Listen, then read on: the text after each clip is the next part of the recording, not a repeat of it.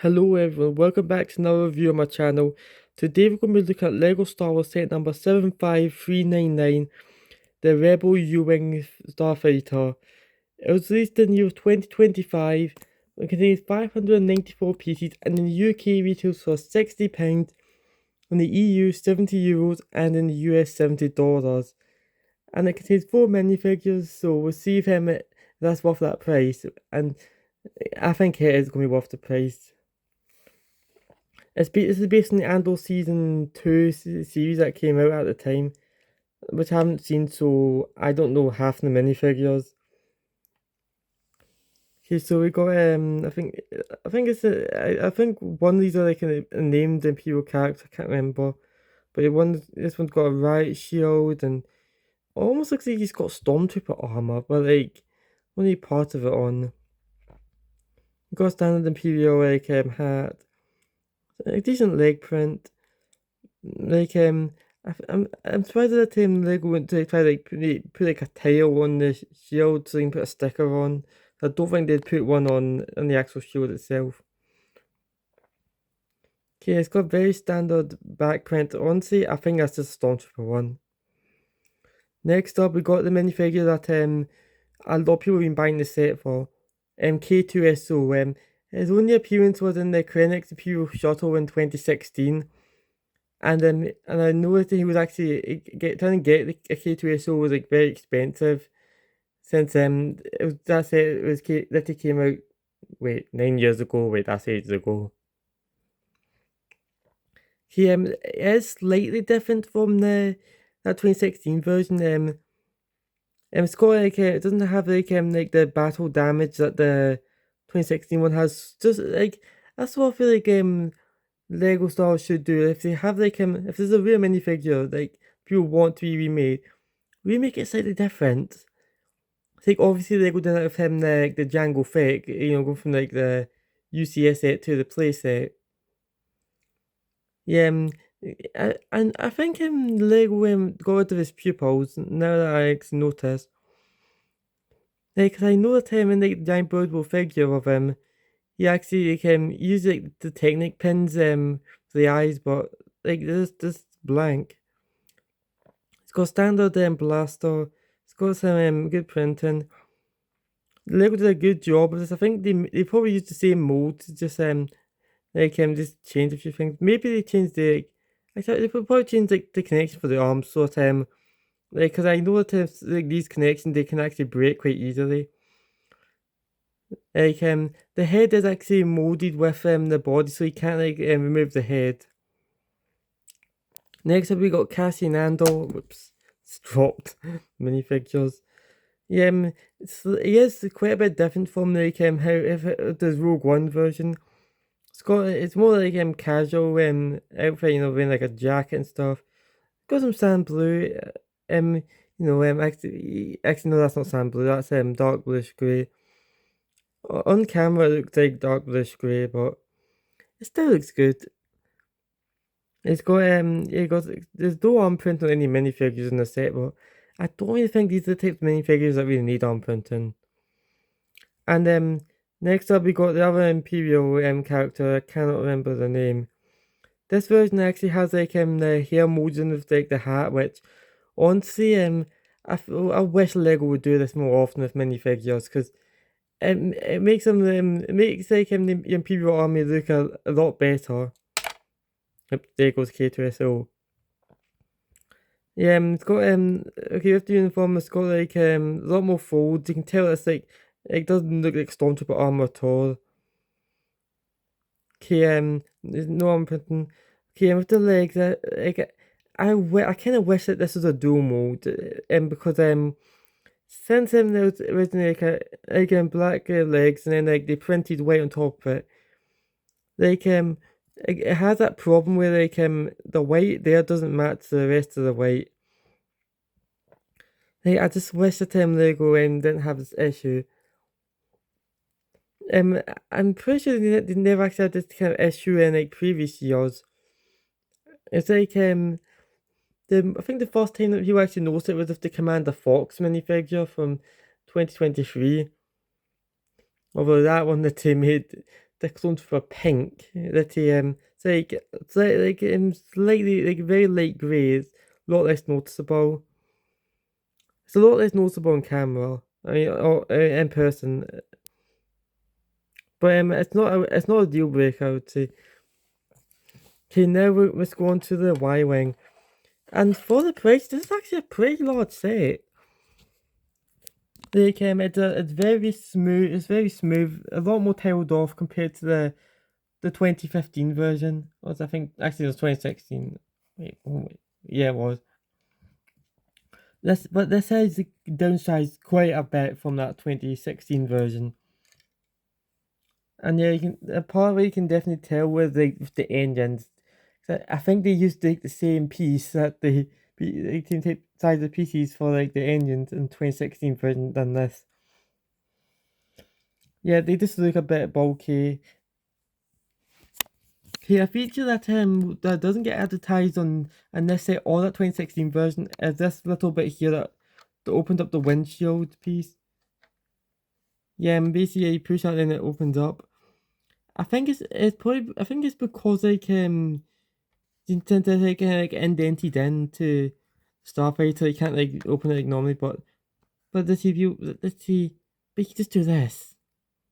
Like this does seem kind of odd, and yeah, the print of the white print on this doesn't match up the rest of the white, but I don't see that as much of a problem as many reviewers do, like M&R Productions.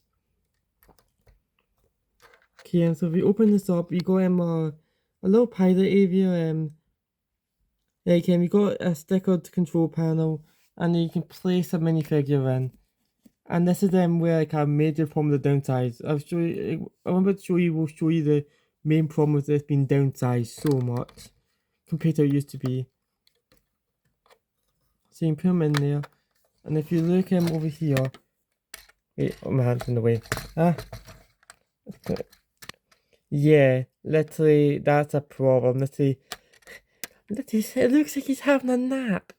Literally, when he's piloting, that doesn't look good at all. Like, just no. Literally, this is a problem with downsizing that it's like if they're going downsizing models so that they look better, at least make sure that there's enough room so that they don't have to look like they're having a nap. That is like although in the 2016 version the minifigure does have to lie a bit further back than normal, but not this far. Literally, you can actually see in his chin how far he's lying back. And the feature that also appears in this set and the 2016 version is if you click on this, it'll fire 2 spring loose shooters, which I'm not going to do because they're red and the carpet's red and I may never see them again.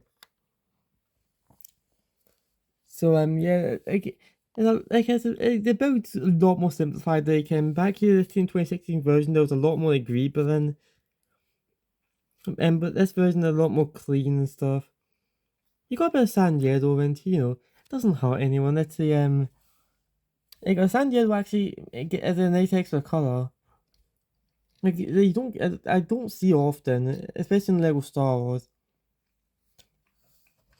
Okay, so I'll just and there's no need way to show. So there's a little troop area that you can open up. This I'm not going to mention the fact that even the opening function isn't accurate because it's meant to swing open, kind of like like in the 2016 version, like you go out and then away. But the downside in this means it has to just open like this, and there is not much room in there. Let's see. Whoops. And I'll just get I'll just get a flashlight so I can. Okay. Let's see. You may not be able to see, but there's very little room. Like you'll be able to maybe fit one minifigure in, maybe 2 if you just like try and cram them in. Which honestly, considering the fact that the 2016 version had enough room to store like 4 minifigures and 2 stud shooters. This is a serious downgrade. I think there is like there is a stickered control panel, like in there, if you can see that right there, trying to get the light perfect, that there. But like, considering the fact that, see, I'm actually shocked that Lego still even able to make enough room for, like, put a minifigure in. That he, this is, I guess the problem with, the problem with Downtime is, if Lego wanted to make this, make it look actually more accurate, you know, not lying down. I mean, the space, it had to cut into the space here, which it's not really any space here. But the main play feature on this is not wiring U-Wing. It's not any of that stuff. Well, it's not a troop carrier, but the main play feature is this. Whoops, I just fired off spring shooters. I don't know why I said ow, didn't hurt, but hopefully I can find those soon. Yeah, you can actually open up the wings, and actually the wingspan of this is actually even wider than the UCS X from 2023. And it just attaches like ball joints you see here, and also probably like about around about here. Also, like it attaches about like back here, so it means that you can lift up the set. I do think in the middle it does look a bit odd, but it just looks odd in the universe, so it's not anything against the Lego set. Let's see, it's very sociable. Let's see, I think if you're going to if you're going to like display it, I'd say display it with the wings folded in, because literally how are you going to display this? Okay, it's way too large. Like I think the wingspan is like, I think maybe about 50 to 55 centimeters. So like I think that's like, I'm not sure how many. I think that's like it's 20 inches maybe. I'm not sure. I don't know. I don't measure. Like, although from where I am, we do measure in like feet as well, but we don't get taught it. I don't know why I still use it. Yeah, we've got two front cannons. Oh, this is probably a better way I can show like the troop bay. That'd be so much better. There is, if you rotate it around, there is a little like loading ramp, but it does not go anywhere. It's just for like the looks. But I do like how it is included. You could probably fit maybe like a few weapons, or maybe even like some thermal detonators in there if they include those. And yeah, that's everything about the set. Let's see, I think this is a great set. The downside is, although I gave a lot of criticisms for it being downsized, I think it still retains the play features that you'd want, but just there's some drawbacks of that. So like I'm at least glad that they were able to keep them, especially like that. Although I don't know how they'd get rid of that wing function. Let's see, and like they got it proportionally correct. Honestly, I think when it comes to how like it just going off looks, I think it looks maybe slightly better than the 2016 version, because that one had a lot of studs. As shown, like and also giant slopes, which wasn't that much of a fan of looking at that set. So I'd give the set a 9.1 out of 10. It would be higher, but the minifigures having a nap while piloting the U-Wing. Well, thank you for watching. Please like and subscribe, and please use the hype feature. It really helps the channel out and boosting it in the algorithm. And I'll see you for the next review. Goodbye.